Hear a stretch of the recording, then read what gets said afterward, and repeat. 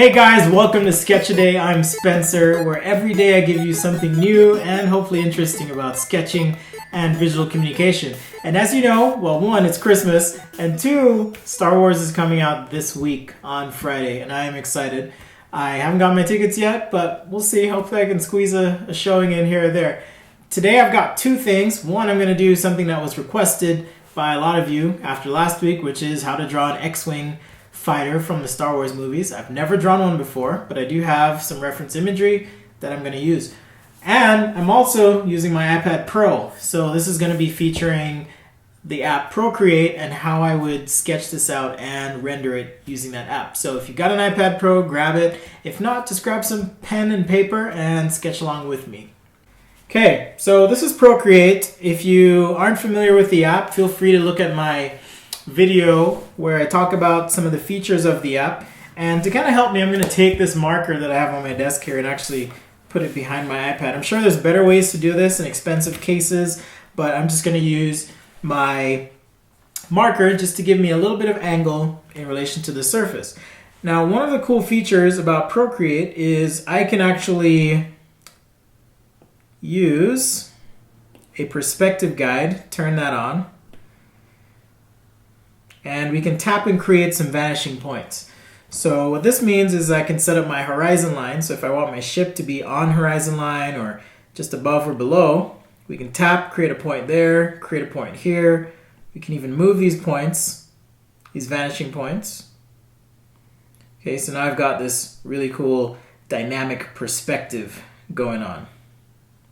So I'm going to actually flip these. So we'll go shallow on this side and long on this side here. If you want, you can add a third point, but I'm not going to do that.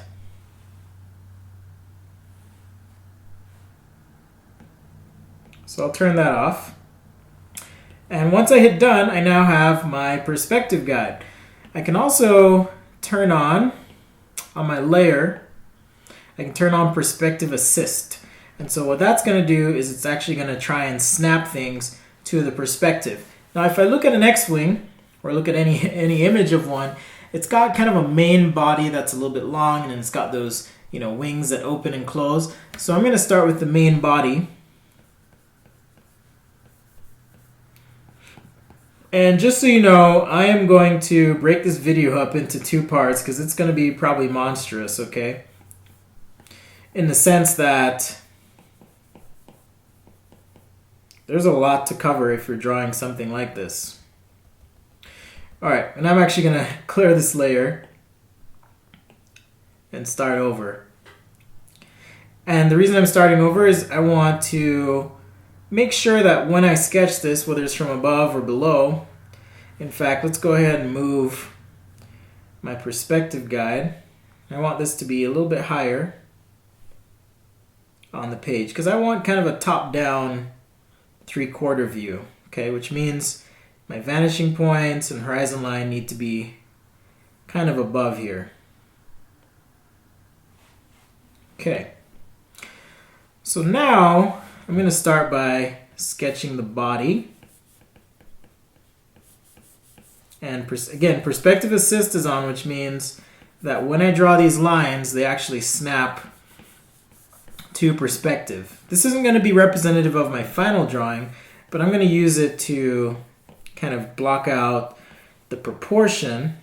Okay, so here's the nose, for example, in terms of how long it is in relation to the body.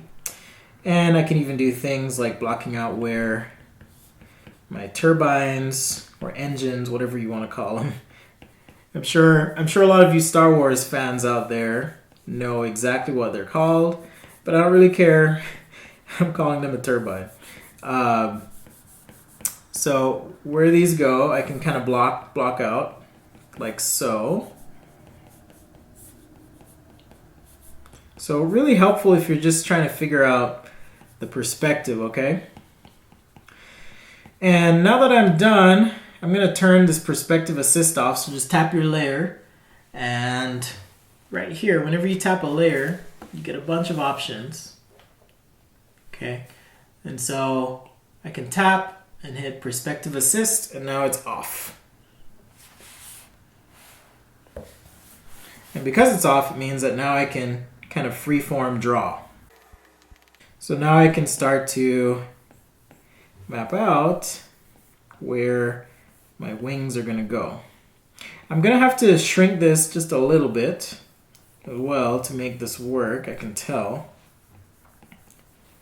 But at least I have a rough idea of where my wings go. So now I'm going to scale this down, just like so. And let's go ahead and turn our perspective guide off that we were using. And just kind of finish out our wings here. And I'm just going to use this line as a reference point. So as I figure out my perspective freehand, I'm just trying to use that line as a reference to tell me where all my other lines go. I've got these little blasters here on our X-wing. So I'm just going to go ahead and finish this rough sketch out, and we'll fast forward to when we're ready to do our over sketch in Procreate.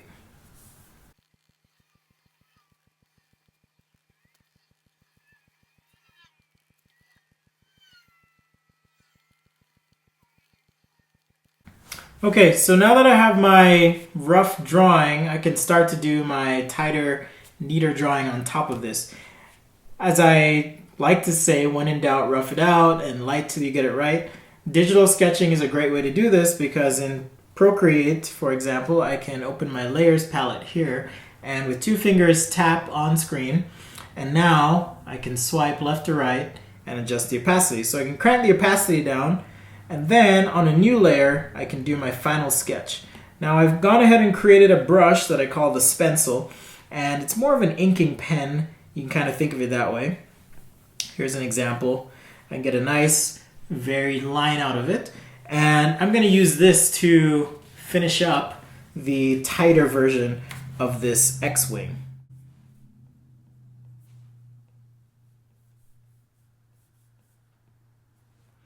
And as you can see, I can get some nice thick to thin line out of this brush that I created. And that's one of the great things about Procreate, I think, is you can make some pretty cool brushes, save them as your own, and they'll be there for you to use whenever you want.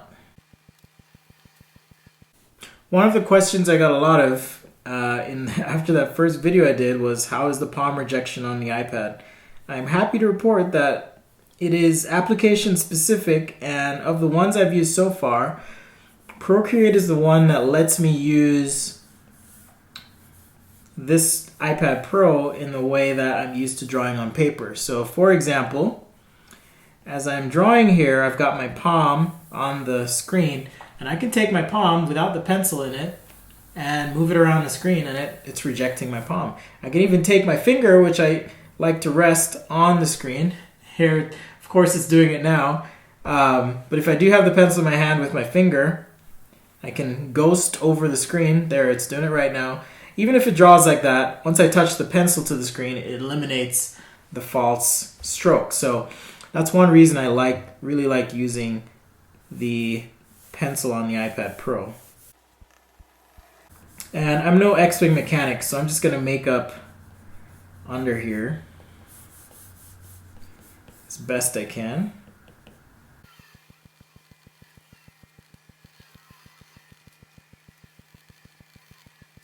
So I'm a really big believer that at least with my sketching style, having some good, energetic, interesting line work can make all the difference. So I'm just gonna continue and drop back into super speed mode here and just try and nail down some more of this line work. And once we're done, we'll add a few little things to this sketch to help it out.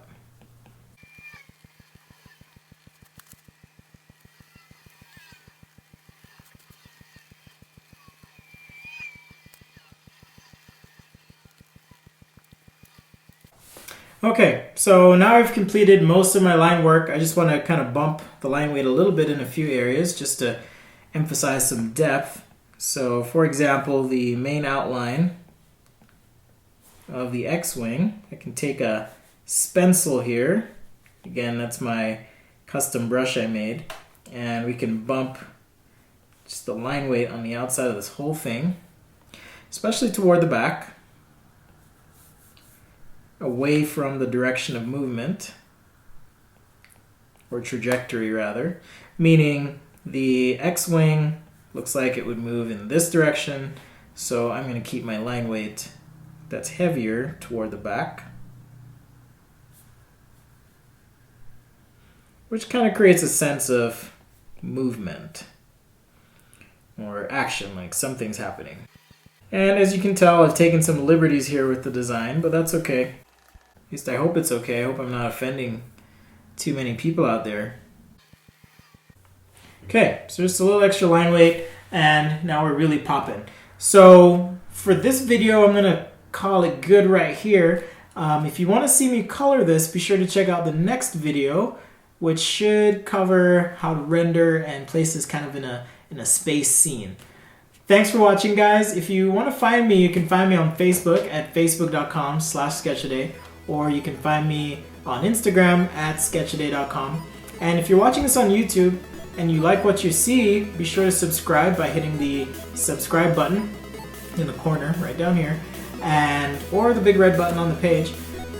And that way, when I post something, you'll get a notification if you're subscribed on your mobile device, or you'll get an email kind of summarizing what I've done for the week. Thanks again, and we'll see you next time right here on Sketchaday.